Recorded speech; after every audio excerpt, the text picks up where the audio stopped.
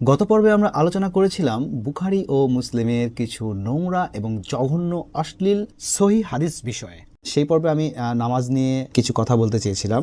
যেভাবে বুখারী মুসলিম আমাদের সঙ্গে ভণ্ডামি করেছে, এই ভণ্ডামিদের অনুসরণ করতে গিয়ে যারা কোরআনকে অনুবাদ করেছে তারা নিজের কল্পনা এবং জঘন্য ধ্যান ধারণা থেকে এই নামাজ বিষয়টাকে, নামাজ শব্দটাকে তারা জোরপূর্বক কোরআনে প্রবেশ করিয়েছে। তো আজকে আমরা এই বিষয়টি একটু দেখব যে কিভাবে এই নামাজ শব্দ, যেখানে সালাত শব্দটা ব্যবহার করাই হয়নি, সেখানে কিভাবে এরা সালাত বা নামাজ শব্দটাকে ইনক্লুড করেছে বিভিন্ন আয়াতে। যেমন সূরা মুজাম্মিল, এটি অত্যন্ত জনপ্রিয় একটি সূরা। এই সূরার অনুবাদ থেকে অনেকে মনে করেন আমাদের নবী মুহাম্মদ সাল্লাল্লাহু আলাইহি সাল্লামকে আল্লাহ আদেশ দিয়েছিলেন রাত্রিতে নামাজ পড়ার জন্য।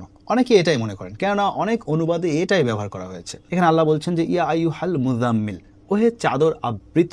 এখানে মুজাম্মিল মানে বস্তাবৃত। তারপর আল্লাহ বলছেন যে কুমিল লাইলা, কুম মানে হচ্ছে ওঠো বা দাঁড়াও, লাইলা মানে রাত্রিতে, ইল্লা কলিলা মানে রাতের কিছু অংশ বাদ দিয়ে তুমি ওঠো বা তুমি দাঁড়াও। এখানে এখন এরা অনুবাদ করেছে কেউ রাতে তুমি নামাজে দাঁড়াও, কেউ লিখেছে সালাতে দাঁড়াও, কেউ লিখেছে রাতে নামাজের জন্য ওঠো। মানে এখানে সালাত শব্দটাই কিন্তু এই বাক্যে বা এই সেন্টেন্সে ব্যবহার করেনি আল্লাহ।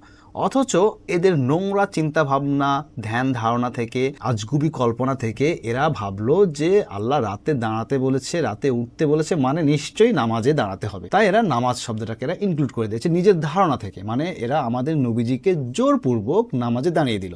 অথচ তার পরবর্তী আয়াতগুলোতে আল্লাহ বলছেন যে তুমি রাতের অর্ধেক সময় দাঁড়াও, অথবা তার থেকে কিছুটা কম করো, অথবা তার থেকে একটু বৃদ্ধি করো, এবং সুস্পষ্টভাবে তুমি কোরআনকে পাঠ করো, অধ্যয়ন করো, স্টাডি করো, কেননা আমি তোমার উপর অত্যন্ত গুরুভার আয়াত নাজিল করেছি এবং দিনের বেলায় তোমার জন্য রয়েছে দীর্ঘ কর্মব্যস্ততা। যেহেতু আল্লাহর এই কোরআনটাকে আমাদেরকে জানা বাধ্যতামূলক, এটা আমাদেরকে অবশ্যই পালনীয়, আমাদেরকে জানতে হবে, এই কোরআন নিয়ে গবেষণা করতে হবে। সুতরাং রাত্রিবেলাটায় অত্যন্ত সঠিক সময়, যেমনটি আমাদের নবীকে আল্লাহ বলেছিলেন এবং নবী এমনটাই করেছিলেন। এই সূরা থেকে শুরুর এই কয়েকটি আয়াত থেকে স্পষ্ট আল্লাহ নবীকে উঠতে বলেছেন, রাত জাগতে বলেছেন, অর্ধেক বা তার কিছুটা কম বা তার কিছুটা বেশি, এবং কোরআন তিলাওয়াত করতে বলেছেন, কোরআন পাঠ করতে বলেছেন, কোরআনকে স্টাডি করতে বলেছেন। সূরা বাকারার 239 নম্বর আয়াতে আল্লাহ এখানে বলছেন, এখানে আমরা কয়েকটি অনুবাদ পড়ব। যেমন আল বায়ান, সে লিখেছে কিন্তু যদি তোমরা ভয় করো তবে হেঁটে কিংবা আরোহণ করে, এরপর যখন নিরাপদ হবে তখন আল্লাহকে স্মরণ করো, যেভাবে তিনি তোমাদেরকে শিখিয়েছেন।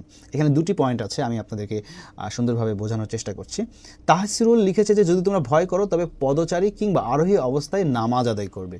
আবার মুজিবুর রহমান লিখেছে যে যদি তোমরা আশঙ্কা করো বা ভয় করো সেই অবস্থায় পদব্রজে বা যানবাহনের উপর সালাত সমাপন করে নিবে। সালাত সমাপন করে নিবে মানে এরা এমনভাবে বলছে, এমনভাবে অনুবাদটা করলো যেন এখানে নামাজের কথাই আল্লাহ বলেছে, কিন্তু বস্তুত এখানে নামাজ নামক কোনো শব্দই ব্যবহার করা হয় না। অর্থাৎ সালাত যে শব্দের